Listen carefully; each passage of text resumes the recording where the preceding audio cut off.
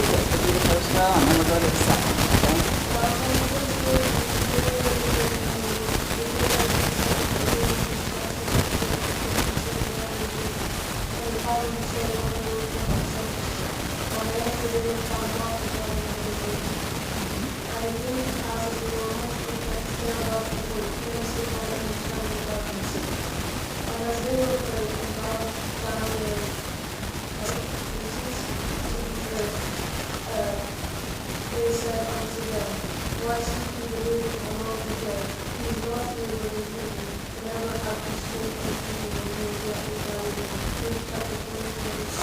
Okay, excellent. Very good, all right.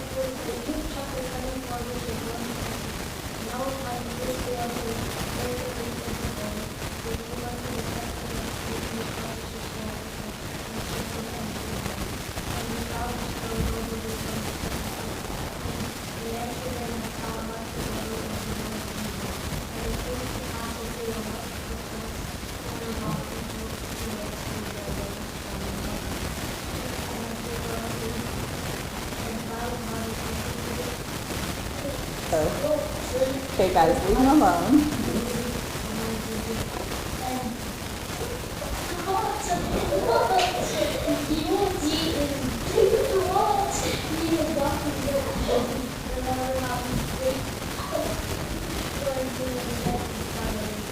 Very good. Okay. Well done, okay. And Vanna?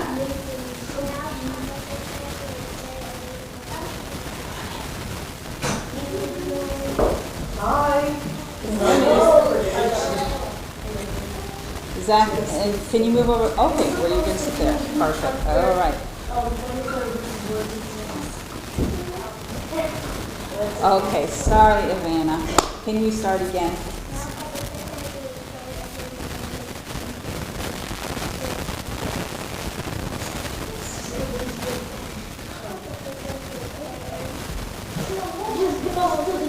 Don't look at them, just do this.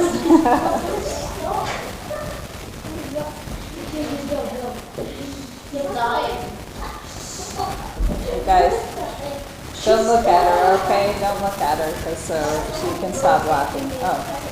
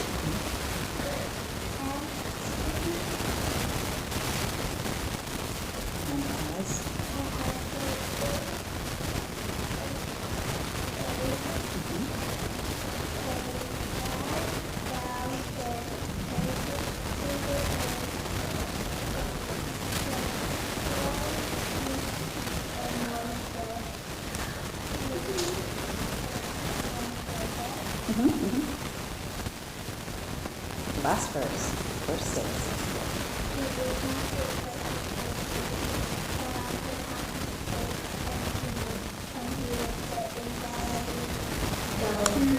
Very good. Okay, well done. In spite of the giggles at the beginning. All right. Nathan and Sophie. all of them? Okay. So there's 1, 2, 3, 4, 5 people who at the end of class I will give you homemade brownies. Miss Shawn made them, so I know they're delicious. All right. Now, a long time ago, before we started talking about Easter, we were talking about a man in the Old Testament.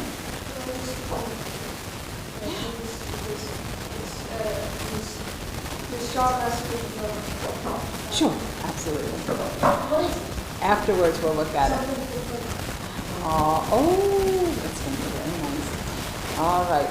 Can you remember the name of the man? If you do, you have very good memory. His name started with N. Nehemiah. Very good. He has a great memory.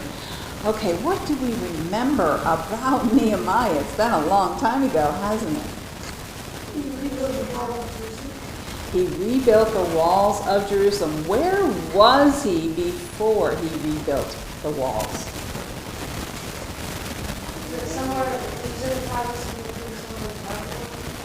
Good, good. He was taken captive away from his home country of Israel and taken by the Babylonians. He was serving the king. What job did he have? Do you remember? Oh boy, do you remember? Go ahead.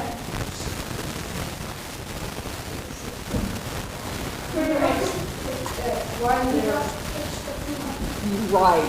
He was called a cupbearer. He had to taste the food and take a sip of the wine before the king would drink or eat it. Why?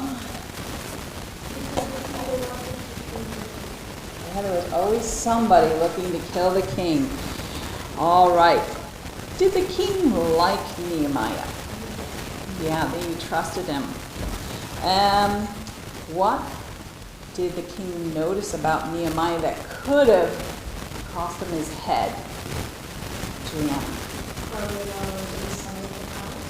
That's right. Not allowed to be sad in the king's presence. Why was he sad? Lucas. Jerusalem was in ruins. The walls were all broken down. And so he was very sad about that. Now, did the king punish him or help him? Help him. How did the king help him?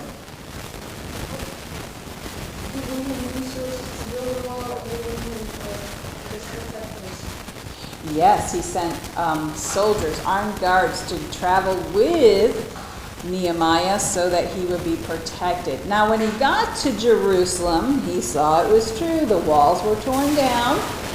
Did everybody want him there in Jerusalem building the walls? No. Do you remember his enemies' names? They're really strange names. It's something like Huh? That was Jesus' enemy, right? Okay, Sanballat and Tobiah. Tobiah. And then a later Geshem. Something like that. Anyway, strange name. Oh, what did they do to try to stop Nehemiah? they first tried to discourage him and the president. Yes. And did Nehemiah just say, I can handle this, I'm amazing? What did he do when he was confronted with those problems? He prayed. That's what we should do, right? When we have a problem.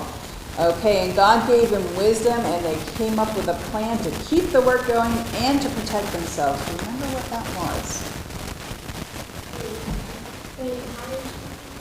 No, we didn't hire people.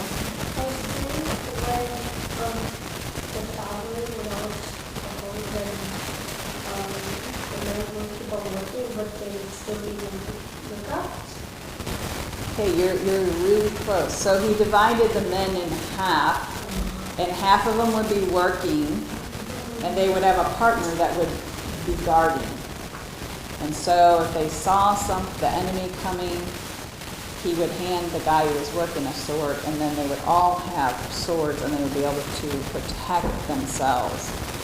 All right, very good. You guys remembered pretty good. Well, they've had lots of problems with the enemy, trying to trick them, to stop them, to discourage them, to make fun of them. But today when we meet them in the story, they're having a problem. They've stopped working on the walls again. And of course that was discouraging to Nehemiah. He wanted them to keep on working. Oops, sorry. But they came to him, thank you. They came to him complaining. They had some problems. Some of the people said, we don't have enough food to feed our family. We have many children, and there's not enough food because there's been a drought. Notice what a drought is. Right. And when there's not much rain, what happens to all the crops growing in the field? Nathan?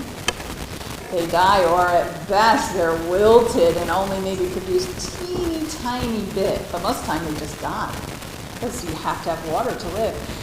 Well, some of the other people had even more complaints. They said, we don't have any money. Now that wasn't just like they wanted more than what they had. They didn't have any money. They couldn't buy food if there was food to buy. And then, because they didn't have any money and they had to buy food, they borrowed money to buy food. And they had to pay taxes, and they didn't have the money to pay the taxes. They were in big trouble. And so Nehemiah, he listened to their problems. He was a good leader. He wanted to get the job done. He was supposed to get done the job God wanted him to do, which was build the walls. But he also cared about the people. And so he listened to their problems. And he realized something needs to change.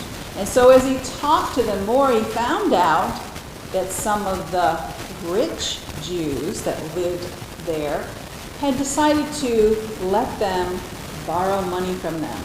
Now that sounds like a good thing, right?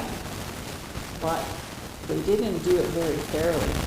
They said, okay, you also, if you borrow 100 euros from us, you have to pay us 25 euros on top of that. If you don't even have the 100 euros, how are you going to pay 125? So they'd make them pay extra money for borrowing the money.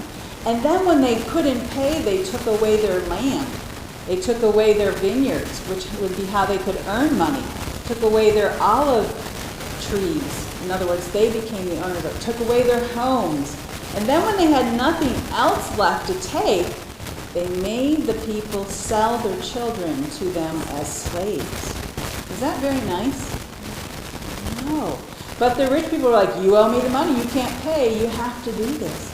And so they were very sad. They didn't have food to feed the children that were still at home.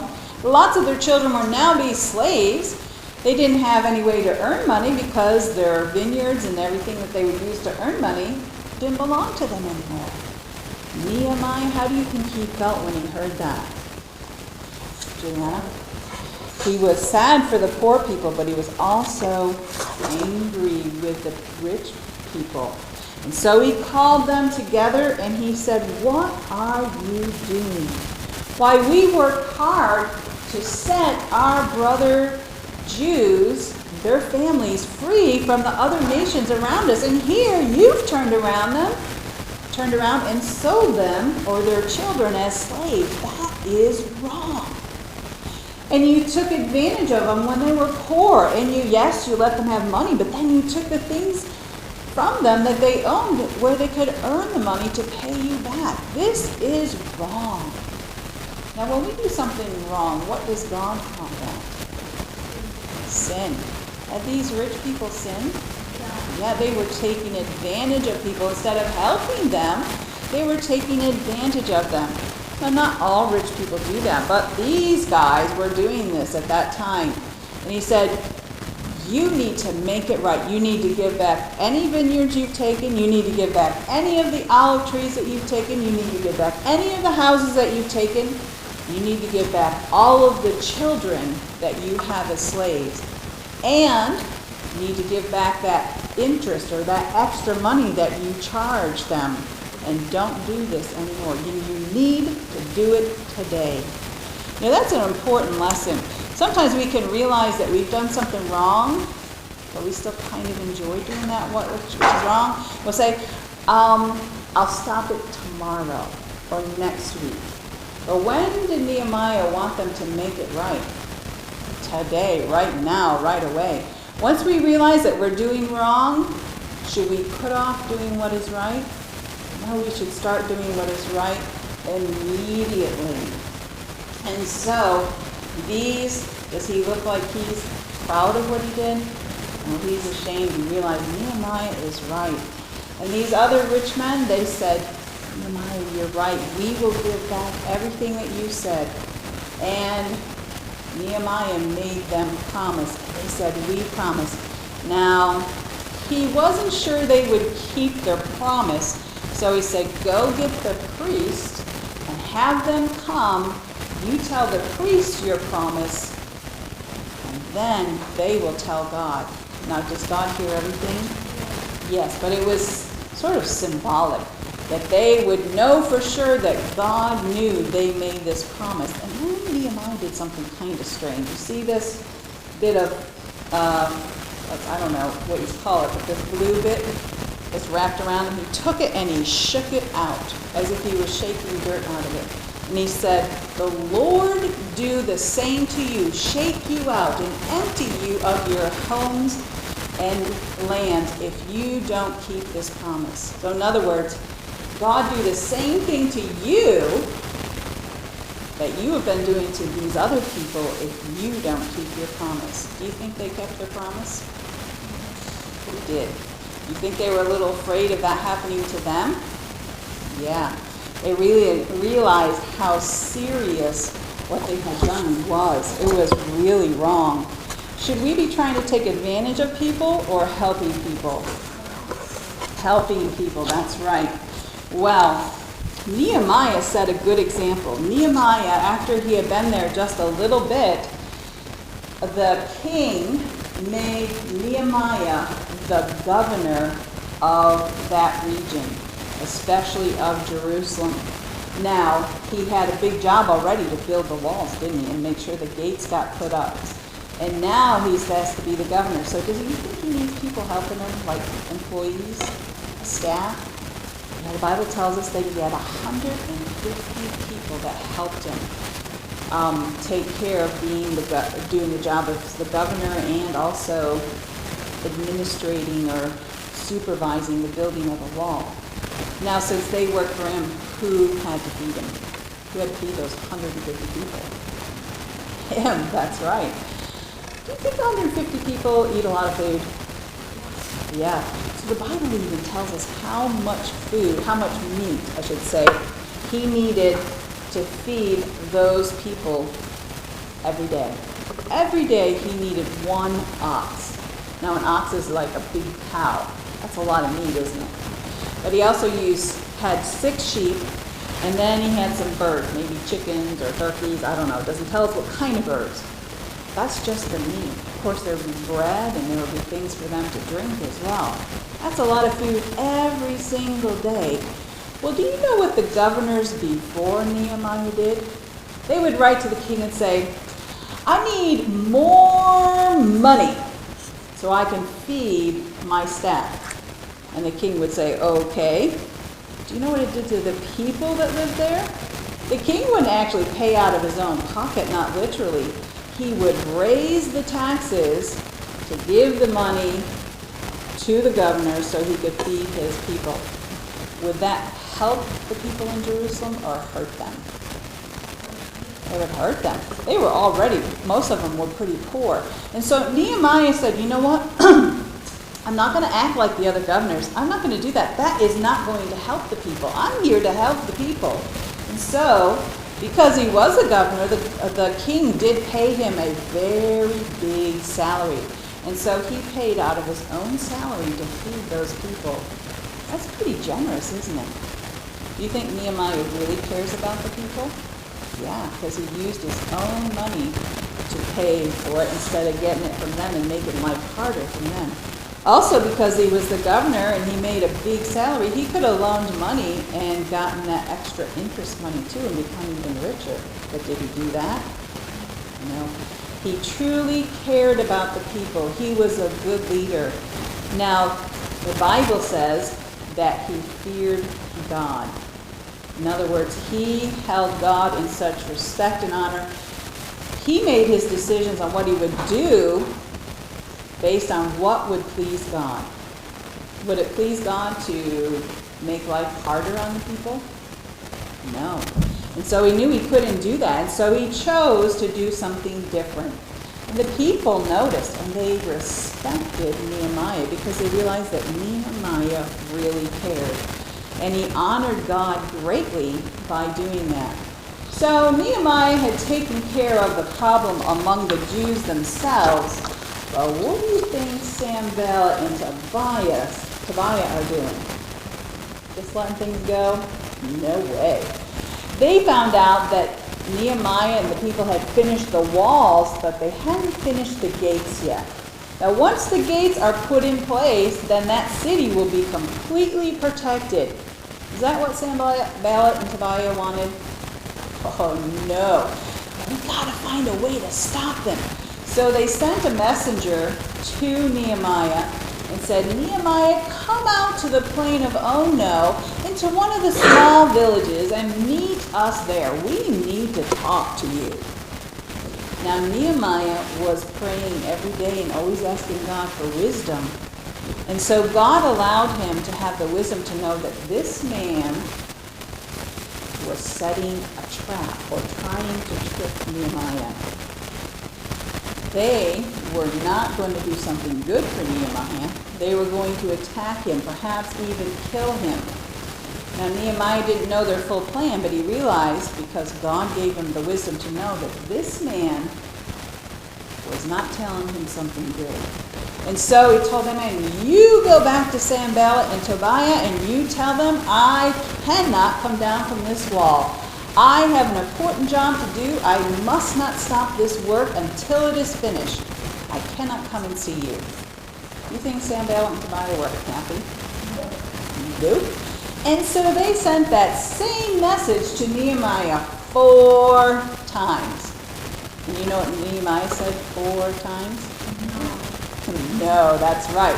Said the same thing. I can't come down. I have to do what God wants me to do. Oh, they were frustrated. They were trying so hard to get Nehemiah to stop. If they could get Nehemiah to stop, since he was the leader, then the people would stop. Then the wall would not be finished because the gates wouldn't be up. It's a good thing Nehemiah was someone who prayed and wanted to do what God wanted him to do. And so he was able to say no to the temptations. Can we say no to temptation consistently in our own strength? In our own strength or with God helping us? With God helping us. Because you know, Satan is our enemy, and he's pretty smart. He's not stupid. And he knows what you would find the hardest to say no to that you should say no to. For some people, lying is hard to say no to in certain situations. And the devil, he would try to work that kind of situation out so that you would lie. Is lying good or bad? It's bad. It's sin, isn't it? What about disobeying our parents? Sometimes we just don't want to do what our mom said or our dad said. If Satan knows that's your weak point, he's going to be working on you to get you disobeying your mom or your dad or both as often as possible. He knows what your weakness is. And so without God's help, we can't be strong enough in our weak areas to say no to sin. We need God's help. Well, it's a good thing Nehemiah prayed, and the Bible even tells us he said, God, please strengthen my hands. In other words, he was admitting, I'm not strong enough to do what is right. I'm not strong enough to do this job that you've given me to do unless, God, you give me the strength. Well, it's a good thing because, again, Sanballat and Tobiah sent a letter this time. Instead of sending a messenger, they sent a letter, open, unsealed, so that all the people could read it. because they wanted to scare not just Nehemiah, they also wanted to scare the other people. And so this letter accused them, the people, and Nehemiah of going to rebel against the king Artaxerxes. And that's why they were building the wall. And they were going to make Nehemiah the king. And they were going to tell the king, and the king would stop them. That was a very serious accusation. If the king was told and the king believed it, do you know what would happen to all of these people? The king would come and get it right off with their heads. He would kill them. And so it could have scared the people. But Nehemiah was there and he read the letter as well, and he said, this isn't true. And all the people knew it wasn't true. They weren't rebelling against King Artaxerxes. In fact, King Artaxerxes gave them permission to do this. Nehemiah wasn't planning on being the king, and they weren't planning on making Nehemiah the king. And so Nehemiah sent a message back to Sanballat and Tobiah and said, this is not true. You have made it up in your own minds. They were upset because their plan to trick Nehemiah or to discourage and stop the people had not worked. So they have another trick up their sleeve. This time they hired somebody who was living in Jerusalem, but probably not a Jew, or if he was, not a very good one, because his trick was this. And Nehemiah wouldn't necessarily know the trick unless he was paying attention, unless God gave him wisdom to recognize it. So Shemaiah, that's his name, he shut himself up in his house and said he was very afraid of the enemy. And he needed Nehemiah to come and speak to him. So Nehemiah did come to his house and talk to this man, and this man said, oh, Nehemiah, we must go to the temple and go inside the temple and shut the door and lock it, because the men, your enemies, are coming this very night to kill you. Would you be afraid if you got that message? I'm sure Nehemiah wasn't like, no big deal. But he knew that he was doing what God wanted him to do. He was right where God wanted him to be. So he said to that man, who am I that I should run away and hide? I need to do what God has told me to do. So if he was afraid, he said no to his fear and yes to faith in God. Well, also as he was realizing what Shemaiah had said, he realized this man is not from God. This is definitely not a message that I need to obey. Because the only people allowed inside the temple were the priests.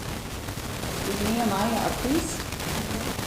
And God's rule was if you go inside to the holy place in the temple and you are not a priest, you will die. Was this man really meaning something good towards Nehemiah? What was he wanting for Nehemiah? He was wanting him to be killed, wasn't he? He was not a true friend. He wasn't trying to help Nehemiah. And God helped Nehemiah to realize, I know what God said, and it goes against what this man is trying to get me to do. Who should he listen to? To God. So he said no to this man once again. And then he thought, this guy must be hired by Sanballat and Tobiah. And guess what? He found out that was the truth. Good thing he was talking to God so he could say no to the trick of Shemaiah. Now, are we going to recognize all the devil's tricks if we're not talking to God ourselves? No, God gives us wisdom to know when we're trying to be tricked. And the devil is pretty tricky. We need weapons to fight the battle against the devil. Now, are we going to literally take a sword and get in a hand-to-hand combat with the devil? No. But the Bible, you guys talked about this with Mr. Andrew. Does God give the Christian a sword as part of their armor? Is it a literal sword? What is the sword that a Christian soldier uses? The Bible. That's right, the Word of God. And you know, that is one of the best ways to fight temptation. And you know how I know that? Do you remember when Jesus was tempted by Satan in the desert? Satan wanted Jesus to sin, didn't he? But he was the Son of God. And what did Jesus use 3 times? When Satan tempted him 3 times, how did Jesus, the Son of God, defeat Satan? That's right, he quoted the Bible to him. If Jesus, the Son of God, did that to defeat the devil, that is a good example for us to follow, isn't it? So we need the Bible. That is our sword. That is our way of fighting against the devil. And God also wants us to use prayer. We need to talk to God and ask him for his help. And he will always help us to do what is right if we ask him. All right. Here's our memory verse for today. You want to do this now?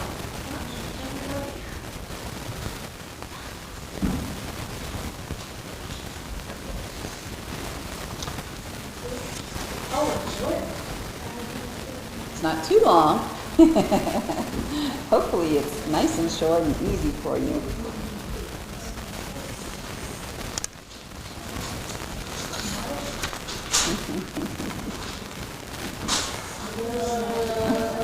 You lost your sword.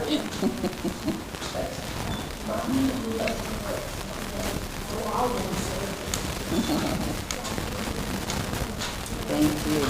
Okay. Now, it says, for the weapons of our warfare. Do we have literal physical weapons that we can pick up and use in a fight? What are our weapons? Bible and prayer. And so the weapon of our warfare, we are in battle. Satan is not going to give up and just let us be good boys and girls. He wants us to be bad. He wants us to become ashamed and be full of sin. Because we're not pleasing God if we're that way, are we? It says the weapons of our warfare are not carnal. In other words, they're not human. They're not literal weapons. But they are weapons, aren't they? Now nobody's going to take the Bible and go fight other soldiers literally with the Bible, are they?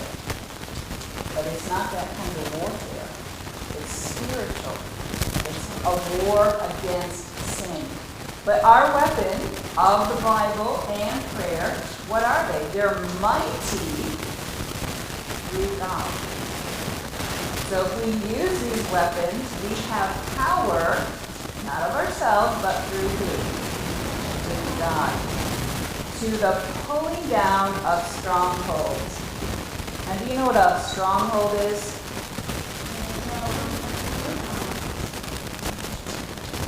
Yes.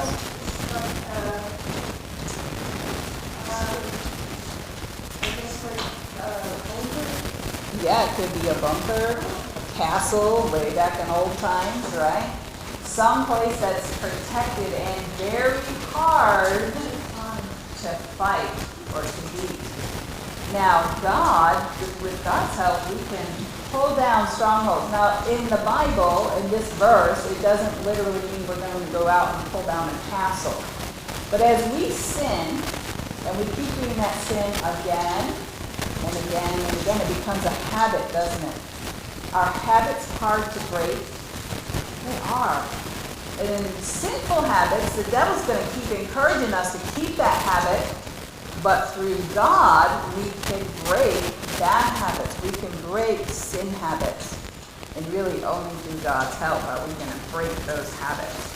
Okay, that's 2 Corinthians chapter 10 and verse 4. Let's read this a few times together and then we'll let you guys say it. Ready? For the weapons of our warfare are not carnal, but mighty through God, to the pulling down of strongholds. 2 Corinthians chapter 10, verse 4. Let's do it again. For the weapons of our warfare are not carnal, but mighty through God to the pulling down of strongholds. 2 Corinthians chapter 10, verse 4. One more time. For the weapons of our warfare are not carnal, but mighty through God to the pulling down of strongholds. 2 Corinthians chapter 10, verse 4. Sophie.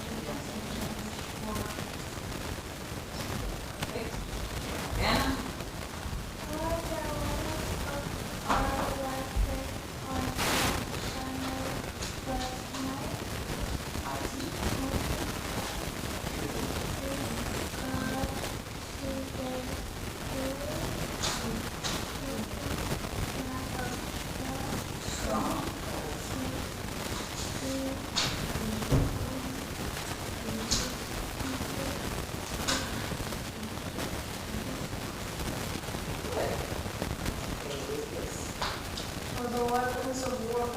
not carnal, but mighty through God to the pulling down of strongholds. 2 Corinthians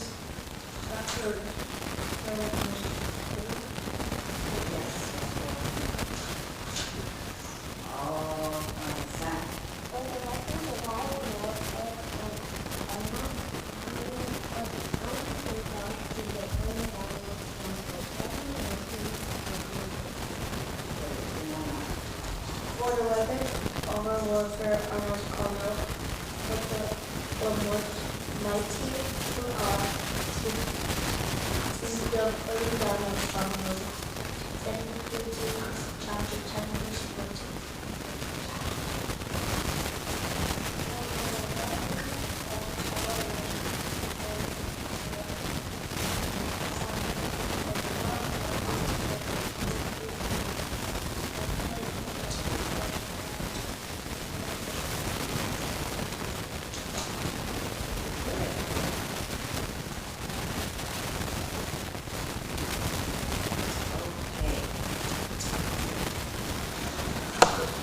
Now, do you remember what song we're working on so that we can sing it in front of the adults?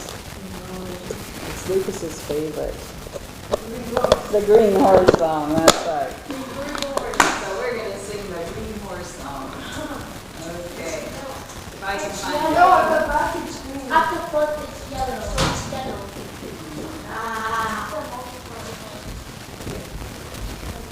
Both sides. Okay. If I can find it.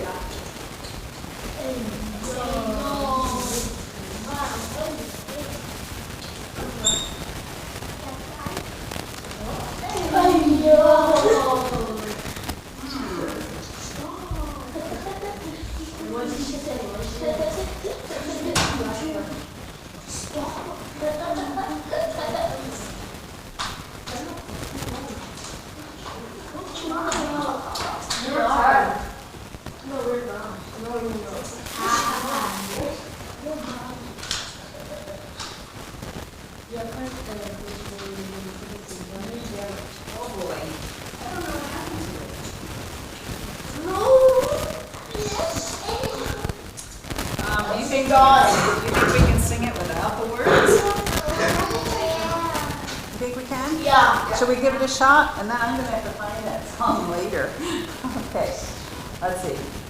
Have you ever talked to God above? Tell him that you need a friend to love. Pray in Jesus' name.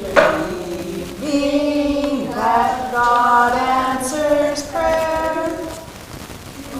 You told him all your cares And woes every tiny little fear. He knows even though you always hear, and He will answer prayer. Whispering the cry to Him.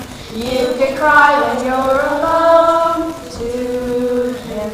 You don't have to pray aloud to Him. He knows your thoughts. Mountain deep, He's there in the river by a stream. He's there anywhere on earth you go. He's been there from the start. He answers In His word, 'tis true. you're Strong because He walks with you. By His faithfulness He'll change you too. God answers prayer. Very good. Okay, I don't know what happened to that. I hope there's a Sean if she knows where it is. I'm not sure. You want the brownies. Okay. Are you going to save it or take it home? Take it home. You're going to eat it. All right.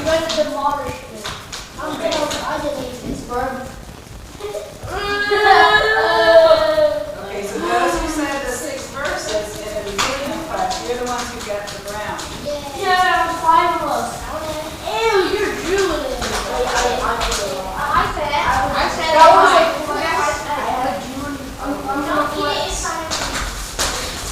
Okay. Like we just said this before, yeah. Well, I go first because I was the first one.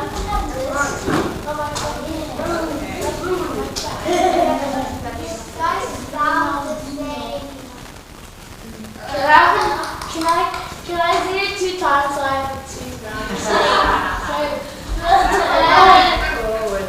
Yo.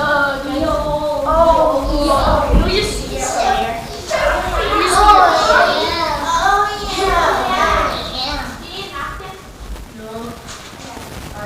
Captain Courageous. I have this. First one to get out. Okay, I have this tissue here. I have this tissue here. I borrowed it from Angie.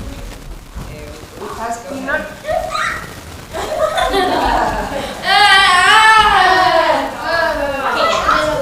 Where's the tissue from? Where did you get the tissue from? You want some?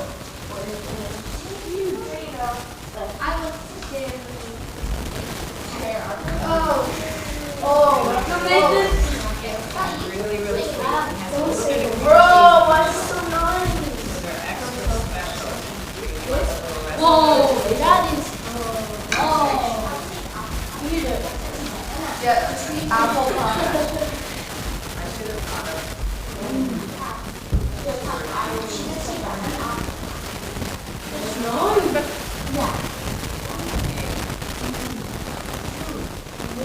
Does anyone know what this means? Like mine.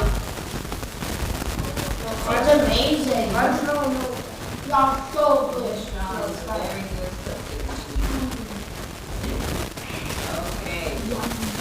This is the last one. Okay, yeah, come on. Can the whole class just get some? Ideas? Me too. So, are we gonna have the after service as well as it is? No, I think that Andrew is happy that there's so much.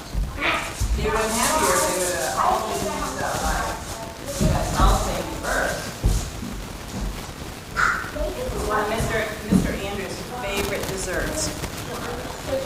sorry for him. This is really wrong.